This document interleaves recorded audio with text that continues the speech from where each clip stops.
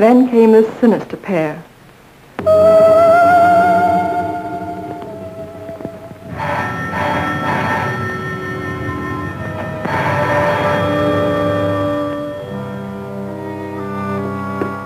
My little guardian of the doorbell. If you had waited another second, Inigo and I should have kicked the door in.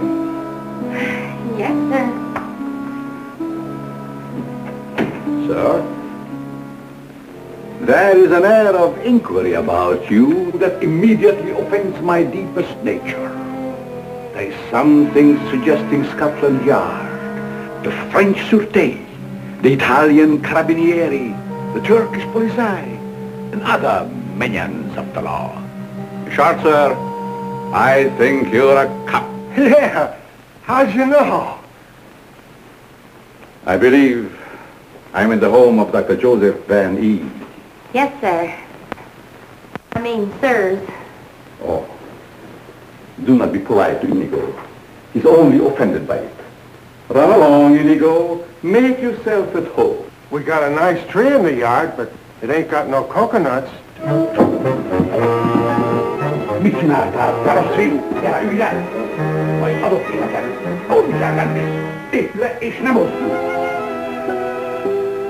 My little friend Inigo is deaf and dumb. He cannot hear and he cannot speak. But he reads the lips, and I would advise you to say nothing to annoy him. For his temper is short, indeed. This, I presume, is Dr. Van E's private office. Yes, sir. But I really should announce you. My dear girl, if I allowed myself to be announced, I doubt I would be received anywhere.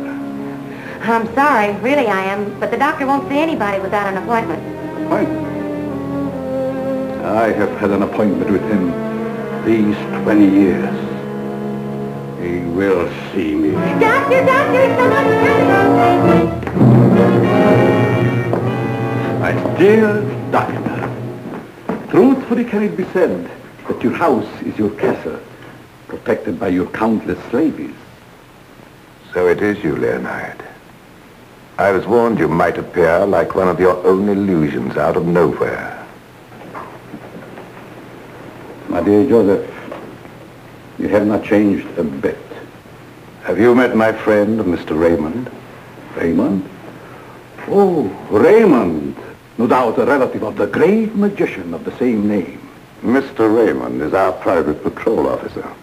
He keeps an eye on the premises for us. And other comings and goings. A very good idea, my dear Joseph, to have a private bodyguard at your beck and call. Well, you fellas are old friends, I can see that. Oh, yes. Old friends. Well, then maybe you'd like to be alone to talk over old times. A very good suggestion. Thank you, Mr. Raymond. I won't be far away, Doc. Well, so long, Mr. Leonard. Don't pull any more little men out of your hat. Well, Leonard, what brings you to me after all this time? The long arm of coincidence, my dear Joseph. Simply the long arm of coincidence. Aren't you glad to see me again? No, I can't say that I am. You with your foreign background and I, what have we two in common? Always truthful, Cousin Joseph. As when we were young men. You might have said no and saved your career. But you prefer to tell the truth and ruin yourself. What do you want here, Leonard? A few days' hospitality, my dear Joseph. Nothing more. Is that too much for one cousin to ask of another? Remember, we agreed not to think of each other as cousins again, Leonard. Bygones, my dear Joseph. And I am willing to forget. And I suggest that you do the same. You've grown older, Leonard, but there may be something in what you say. I don't want to hold a grudge, but don't do anything that will make me regret my action. You have my promise. Now, if you will show me to my room.